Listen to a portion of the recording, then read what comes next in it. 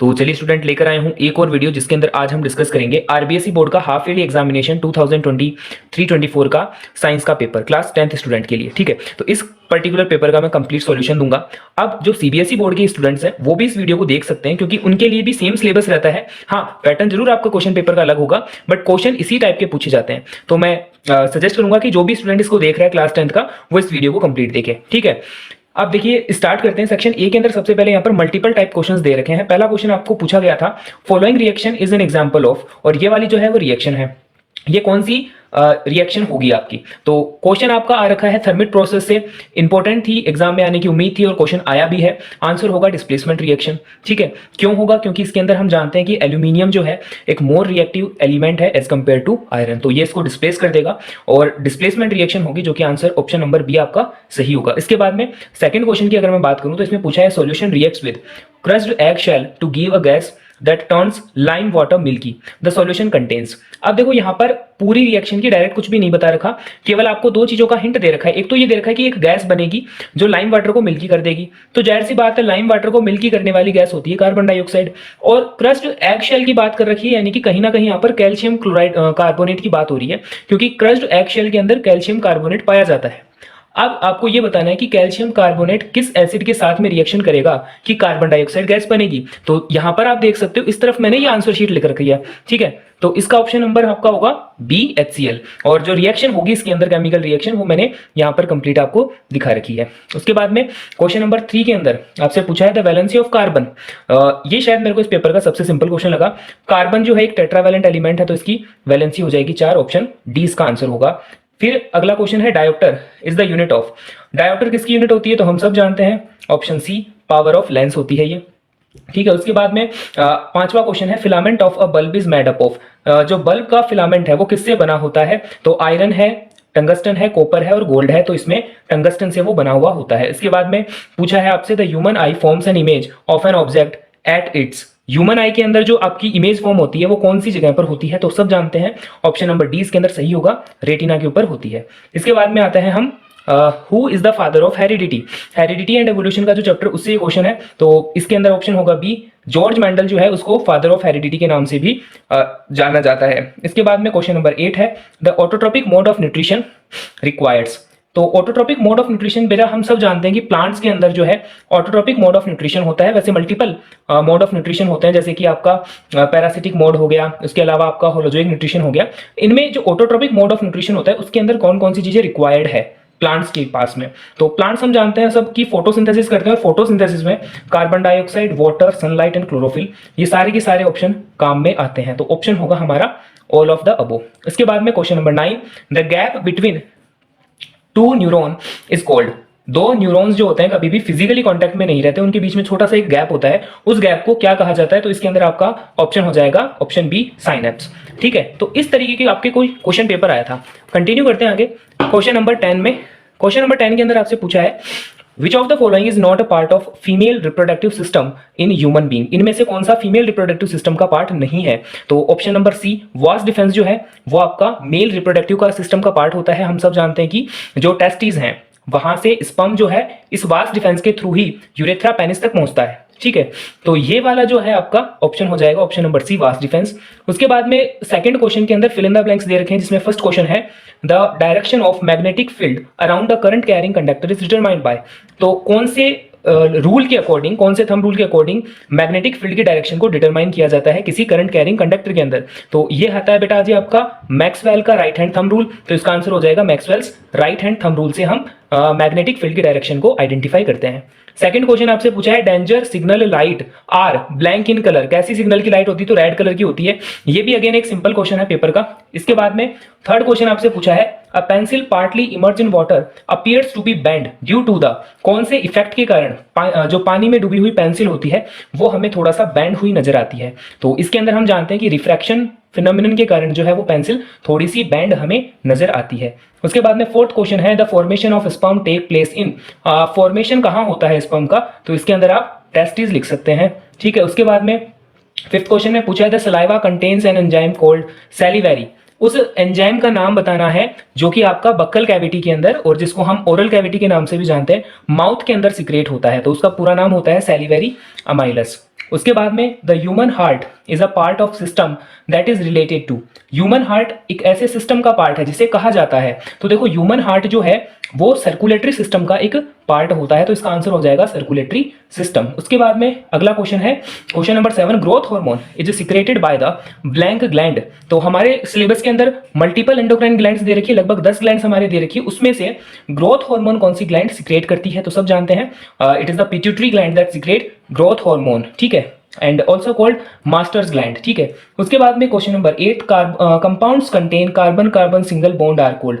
Carbon carbon single bond जो होते हैं उन्हें क्या कहा जाता है, तो उन्हें एल्केन्स कहा जाता है, और इसके अंदर आप सैचुरेटेड कार्बन कंपाउंड्स भी कर सकते हो क्योंकि वो भी सिंगल बॉन्ड ही रखते हैं। उसके बाद में 9th क्वेश्चन है the chemical formula of glucose is, glucose का केमिकल फॉर्मूला बताना है, C6H12O6 होता है। इसके बाद में when pH of rain water is less than 5.6 it is cold, अगर रेन वाटर की pH 5.6 से बिलो चली जाए तो वो कौन सी रेन कंसीडर होगी, तो वो होगी आपकी एसिड रेन, ठीक है, एसिड बेस्ड सोल्ट से ही क्वेश्चन लिया था।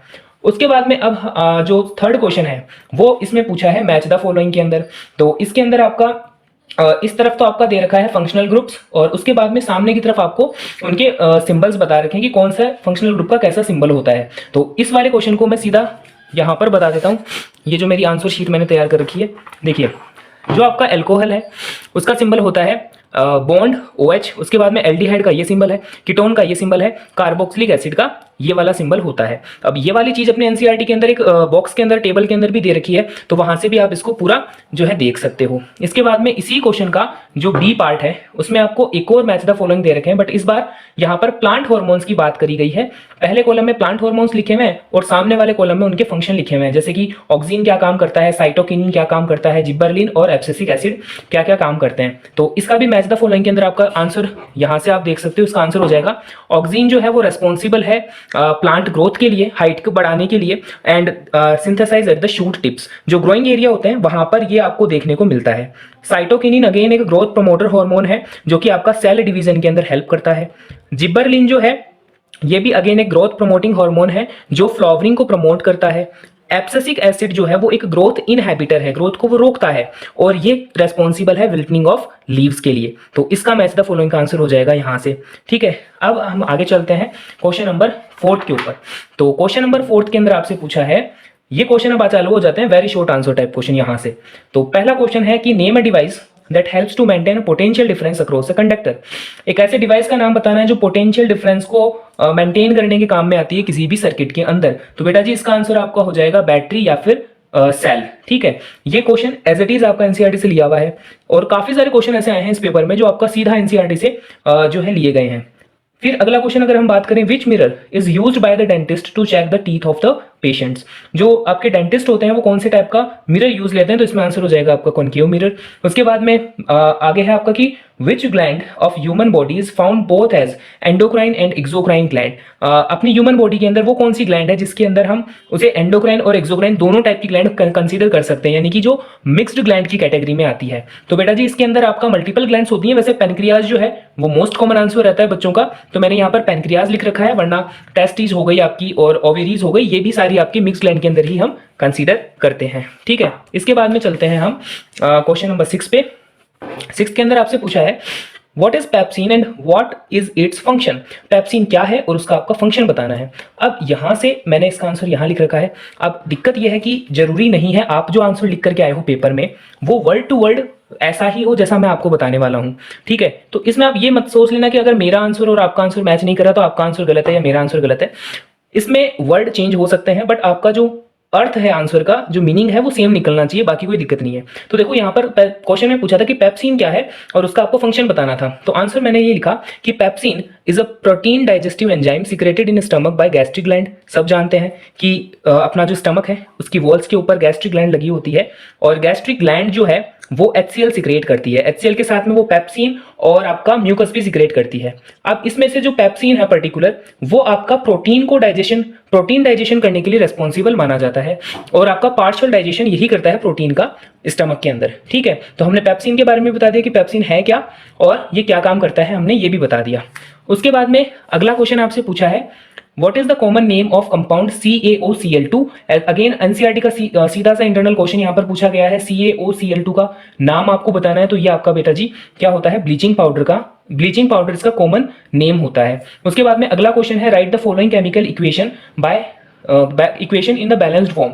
इस पर्टिकुलर इक्वेशन को आपको बैलेंस करके लिखना है। तो इसका आंसर मैंने यहाँ पर भी लिख रखा है, ये तो बच्चे ने लिख रखा है और मैंने यहाँ पर इस तरफ भी इसका आंसर लिख रखा है। उसके बाद में अब चलते हैं हम सेक्शन बी पर। यहाँ से आपके शॉर्ट आंसर टाइप क्वेश्चन शुरू हो रहे हैं, जो कि हर एक क्वेश्चन 3-3 मार्क्स का चलेगा यहाँ से। तो अब हमारे आंसर थोड़े से बड़े होने लगेंगे।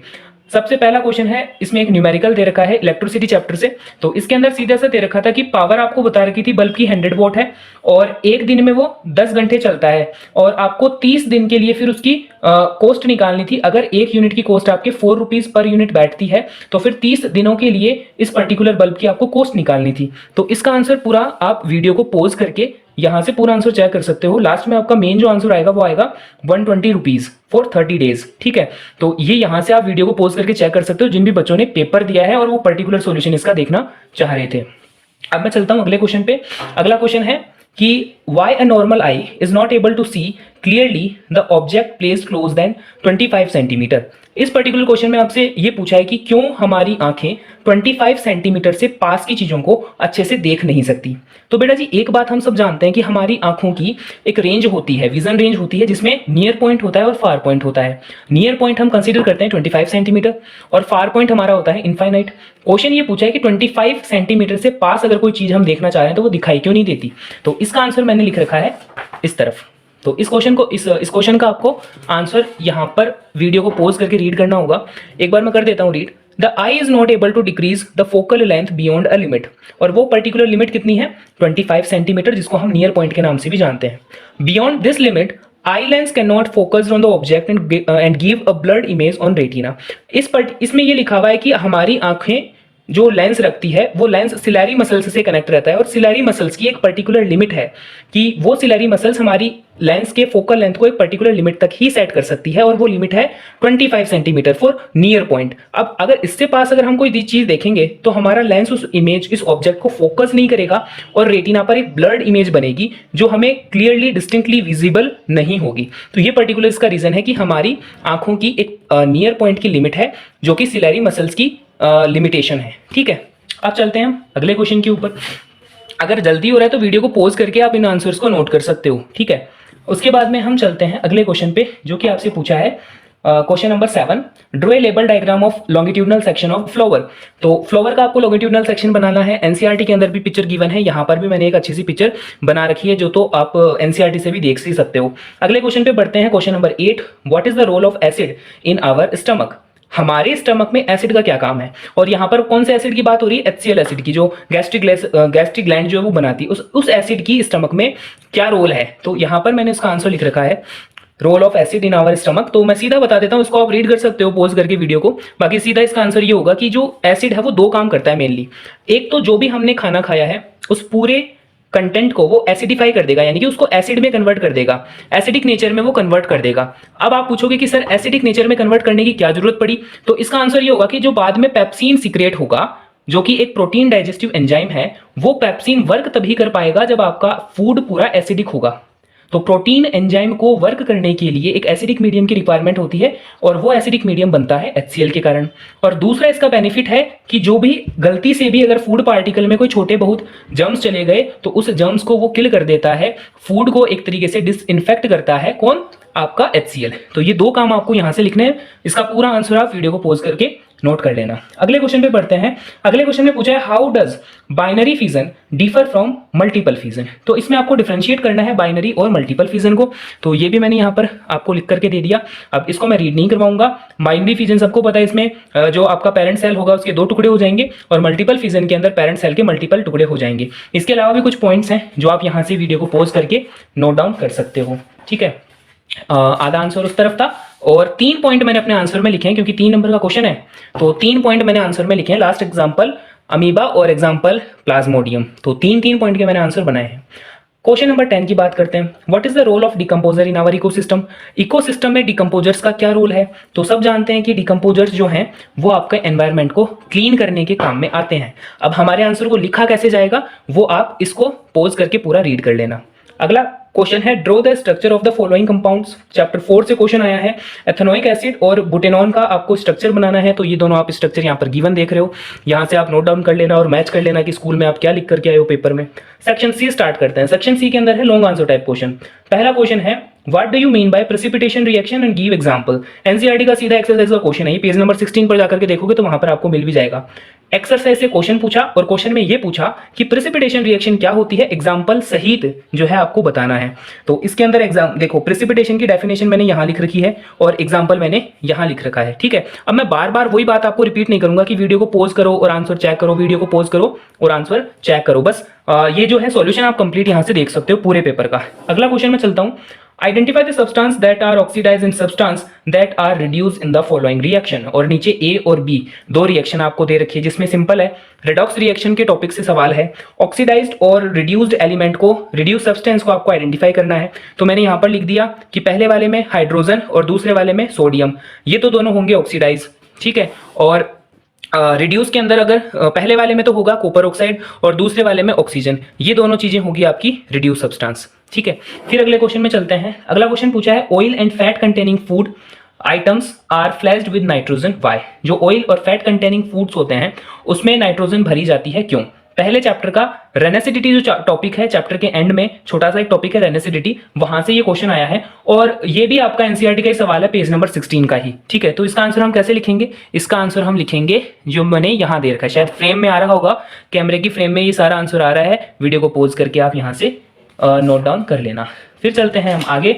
अगला क्वेश्चन है कि आपको इसके अंदर दो ऑप्शंस थे, और वाले क्वेश्चन को भी मैंने आंसर यहां पर बता रखा है, क्योंकि कुछ बच्चे हो सकते हैं ऊपर वाला ना करके नीचे वाला ऑप्शन करके आए हो, तो और वाले आंसर भी मैंने सारे लिख रखे हैं। नीचे वाले में पूछा था आपसे कि मिनरल और गैंग की डेफिनेशन बतानी है, जो आपको यहां और यहां दिखाई दे रही है। ठीक है ना, कहीं से भी पेज नहीं कट रहा, यहां और इस जगह पर आपको दिखाई दे रही है। उसके बाद में इसी के सेकंड पार्ट में पूछा है which gas is produced when a dilute hydrochloric acid is added to a reactive metal, write the chemical reaction when iron react with H2SO4। तो इसमें दो क्वेश्चन पूछे हैं। पहले तो आपको ये बताना है कि कोई रिएक्टिव मेटल अगर हाइड्रोक्लोरिक एसिड के साथ में रिएक्शन करता है तो कौन सी रिएक्शन होगी, कौन सी गैस बनेगी। और अगले पार्ट में ये पूछा है कि आपको एक रिएक्शन करवानी है, H2SO4 की रिएक्शन करवानी है आयरन के साथ में, तो वो पूरी लिखनी है। अब गलती से मैंने यहां पर HCl एसिड ले लिया, आयरन की मैंने HCl के साथ में रिएक्शन करवा दी, तो ये थोड़ी सी मिस्टेक हो गई, यहां पर आप करेक्ट कर लेना। H2SO4 के साथ में ये रिएक्शन करवानी है, बाकी सारा आंसर पूरा ठीक है। पहले पूछा था गैस कौन सी बनेगी, तो हाइड्रोजन गैस यहां से रिब्लेट होगी। ये इसकी जनरल इक्वेशन होती है, जब एक मेटल डाइल्यूट हाइड्रोक्लोरिक एसिड के साथ रिएक्शन करता है तो रेस्पेक्टिव सोल्ट बनता है और साथ में हाइड्रोजन गैस लिबरेट होती है। ठीक है, तो ये वाला जो गलती है ये मैंने आपको बता दी, ये थोड़ी सी आपको करेक्ट करनी पड़ेगी। एनसीईआरटी में थोड़ा सा सर्च आउट करोगे तो आपको यहां पर आंसर इसका भी मिल जाएगा। इसके बाद में थर्ड पार्ट है आपका why do ionic compounds have high melting point. Ionic compound जो होते हैं उनका मेल्टिंग पॉइंट जनरली हाई रहता है, क्यों।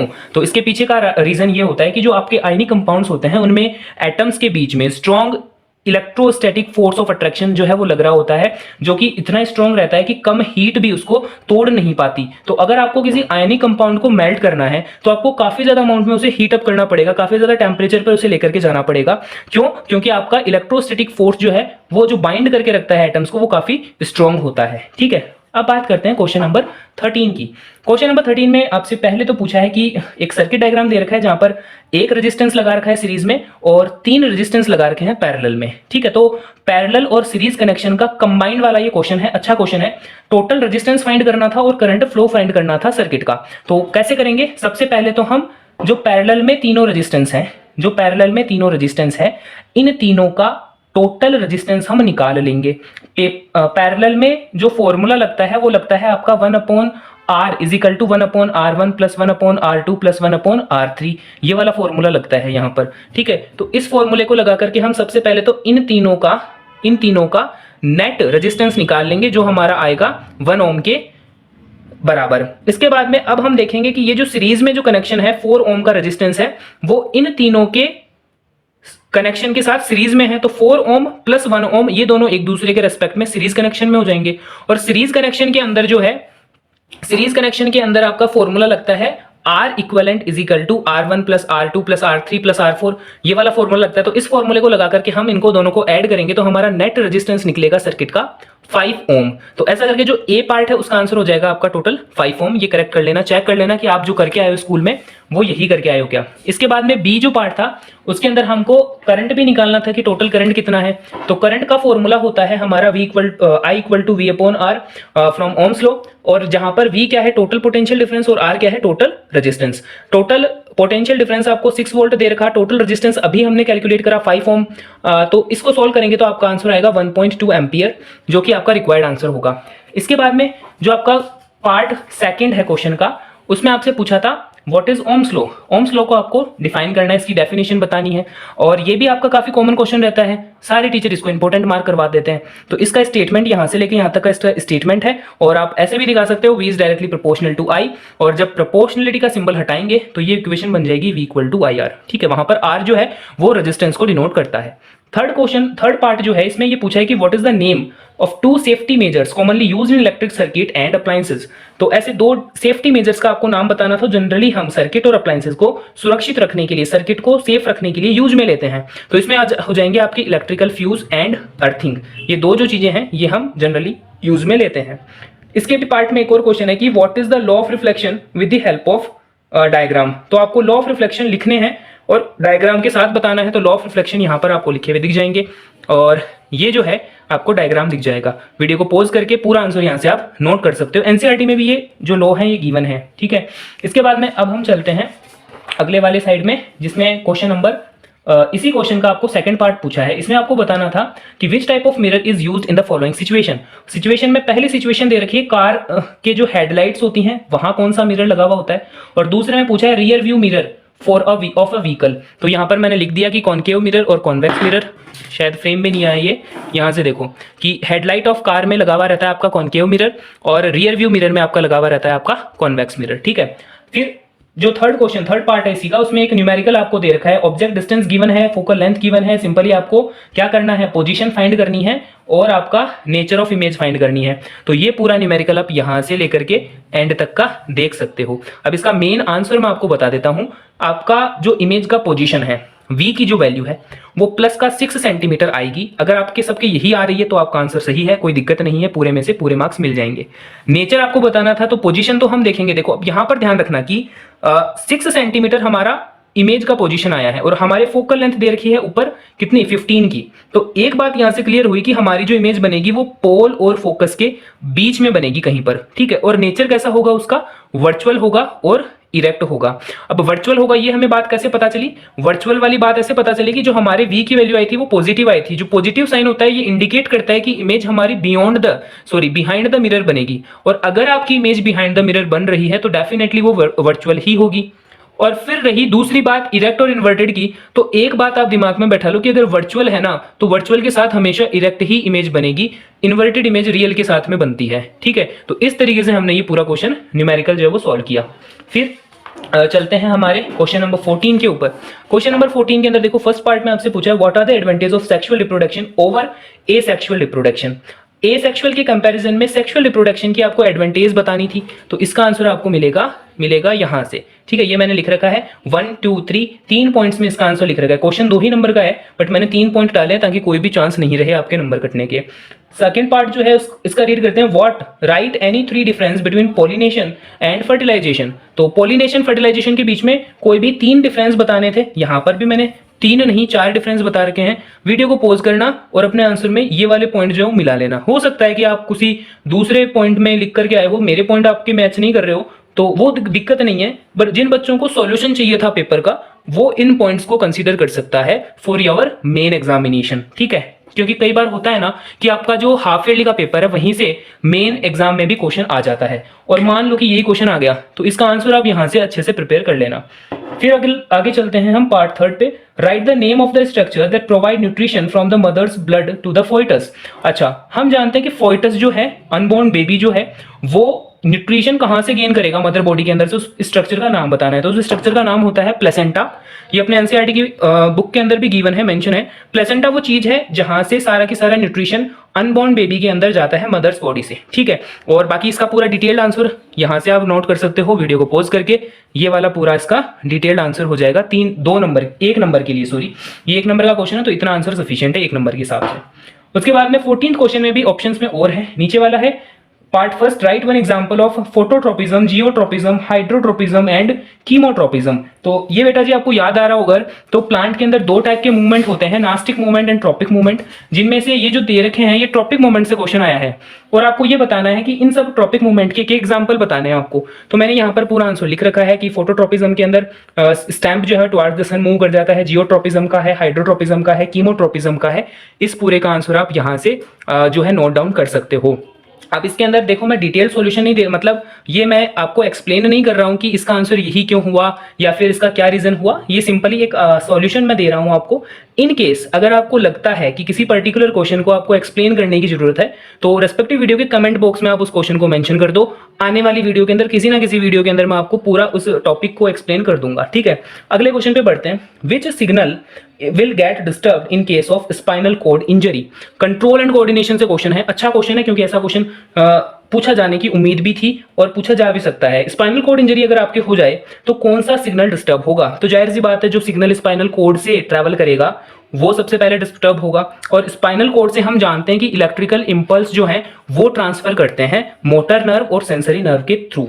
तो अगर स्पाइनल कोड इंजरी होती है तो सबसे पहले इलेक्ट्रिकल इंपल्स जो हैं वो डिस्टर्ब होंगे। तो इसका आंसर यहां से आप इस पैटर्न में लिख सकते हो। उसके बाद में थर्ड पार्ट जो है इसमें पूछा है how does chemical coordination take place in animals? Animals के अंदर कंट्रोल एंड कोऑर्डिनेशन किस तरीके से परफॉर्म होता है? तो अच्छा एक मिनट, केमिकल कोऑर्डिनेशन किस तरीके से परफॉर्म होता है? तो बेटा जी अगर केमिकल कोऑर्डिनेशन पूछा है तो हम पर्टिकुलर एंडोक्राइन सिस्टम की बात करेंगे, जो हार्मोनल सिस्टम भी जिसको हम बोलते हैं। और अगर यहाँ पर कंट्रोल एंड कोऑर्डिनेशन पूछा होता है तो फिर हम जो आपका नर्वस सिस्टम है उसको भी कंसीडर करते हैं। बट क्वेश्चन में केवल केमिकल कोऑर्डिनेशन पूछा है तो हमारा आंसर कुछ इस टाइप से होगा जिसमें हम लिखेंगे हमारा आंसर हार्मोनल सिस्टम के आसपास, यानी कि हम ग्लैंड्स की बात करेंगे, हम एंडोक्राइन सिस्टम को एक्सप्लेन करेंगे इस आंसर में।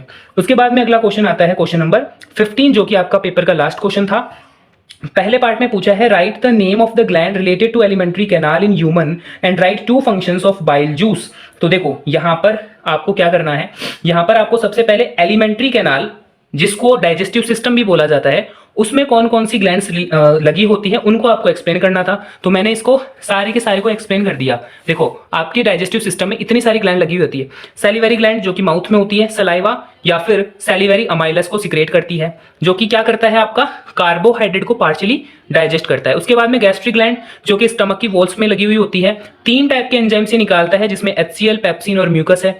उसके बाद में है लीवर, लीवर आपका बाइल जूस सिक्रेट करता है। और बाइल जूस का यहाँ पर आपको फंक्शन भी लिखना था। तो देखो बाइल जूस का एक फंक्शन तो मैंने यहाँ लिख दिया, इमल्सिफिकेशन ऑफ फैट, यानी कि जो फैट फैट के जो बड़े बड़े मॉलिक्यूल्स होंगे उसको छोटे मॉलिक्यूल्स में ये तोड़ेगा, इसको बोलते हैं इमल्सिफिकेशन ऑफ फैट। अब दूसरा जो काम होगा इसका वो मैंने यहां पर लिखा नहीं, बाय मिस्टेक रह गया। दूसरा काम होता है बाइल जूस का कि जो स्टमक के अंदर जो पूरा के पूरा खाना एसिडिक था उसको अब बाइल जूस पूरे के पूरे को बेसिक नेचर में कन्वर्ट करेगा, ठीक है। तो दूसरा काम क्या हो जाएगा लीवर का, सॉरी आपका बाइल जूस का, कि जो पूरा की पूरा खाना था उसको वो बेसिक नेचर में कन्वर्ट करेगा। अब दिमाग में क्वेश्चन बनेगा कि सर बेसिक नेचर में कन्वर्ट क्यों कर रहे हैं हम, अभी थोड़ी देर पहले तो एसिडिक नेचर में किया था। तो इसका आंसर ये होगा कि बाइल जूस के बाद में जो पैनक्रिएटिक जूस आएंगे वो पैनक्रिएटिक जूस केवल बेसिक मीडियम में ही काम कर सकते हैं। तो इनको काम करने के लिए बेसिक मीडियम चाहिए, तो फूड को सबसे पहले एसिडिक से बेसिक मीडियम में जाना होगा और इसमें आपका हेल्प करता है बाइल जूस। आई थिंक कि आपको ये एक्सप्लेनेशन समझ में आया होगा। अगर नहीं आया है तो कमेंट में आप रिपीट करने के लिए बोल सकते हो, वरना 2 बार वीडियो को दोबारा से देख लेना। अगली ग्लैंड है पेनक्रियाज जो कि मिक्स्ड ग्लैंड है, ट्रेप्सिन, लाइपस और अमाइलस सिक्रेट करती है। इंटेस्टिनल ग्लैंड भी होती है जो आपका इंटेस्टिनल हार्मोन सिक्रेट करती है और एंड में फाइनल डाइजेशन हो जाता है आपके फूड का, ठीक है। तो ये सारी आपकी जितनी भी थी वो एलिमेंट्री कैनाल के अंदर लगी हुई ग्लैंड थी। अगला क्वेश्चन चलते हैं। अगले क्वेश्चन में आपको जाइलम फाइलम के बीच में डिफरेंस बताना है। तो जाइलम फाइलम के बीच में डिफरेंस ये दे रखा, 3 पॉइंट काफी है, सफिशिएंट है, क्योंकि आंसर भी इतने ही नंबर का होगा।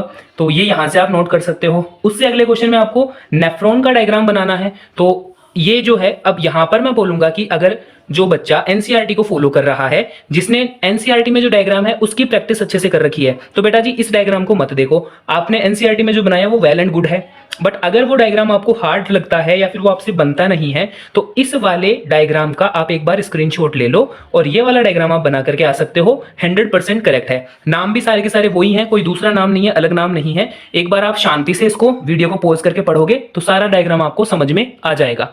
इन केस नहीं समझ में आए तो अगेन मैं बोल रहा हूँ कमेंट में जो है क्वेश्चन नंबर लगा करके बोल देना कि सर नेफ्रॉन का डायग्राम डिटेल में हमें एक्सप्लेन करवाओ, एक वीडियो अलग से बना दो, तो वो भी मैं लेकर के आपके लिए आ जाऊंगा। अगला क्वेश्चन चलते हैं। अगले क्वेश्चन में आपसे बोला है draw a well label diagram of human heart. Human heart का डायग्राम पूछ लिया और उम्मीद भी रहती है ह्यूमन हार्ट जैसे डायग्राम पूछने की, है ना, आई का डायग्राम पूछने की। अब देखो यहां पर भी मैं सेम बात रिपीट करूंगा, मेरा जो डायग्राम है वो एनसीईआरटी वाले डायग्राम से काफी अलग है, ठीक है। एनसीईआरटी में काफी कॉम्प्लेक्स डायग्राम दे रखा है जो काफी सारे बच्चों से नहीं बनता और बैठता भी नहीं है, वो बनाते हैं तो लगता ही नहीं कि वो हार्ड बनाए क्या, ठीक है। वैसे लग तो ये भी नहीं रहा है, ठीक है, बट ये वाला डायग्राम आप बना सकते हो क्योंकि उससे आसान है ये। और सारे के सारे नाम आप अगर देखोगे तो वो सारे के सारे नाम वही है जो हमारी एनसीईआरटी की बुक में है, स्क्रीनशॉट लेके रख सकते हो। इसको भी मैं कभी एक्सप्लेन कर दूंगा फ्यूचर के अंदर। अगले क्वेश्चन की बात करते हैं। अगले क्वेश्चन में आपसे पूछा है write the difference between veins and arteries. दो टाइप की वेसल्स होती है ना आपके, वैसे तो टोटल 3 टाइप की होती है, कैपिलरीज भी होती है, बट क्वेश्चन में आपको वेन और आर्टरीज के बीच में डिफरेंस बताना है।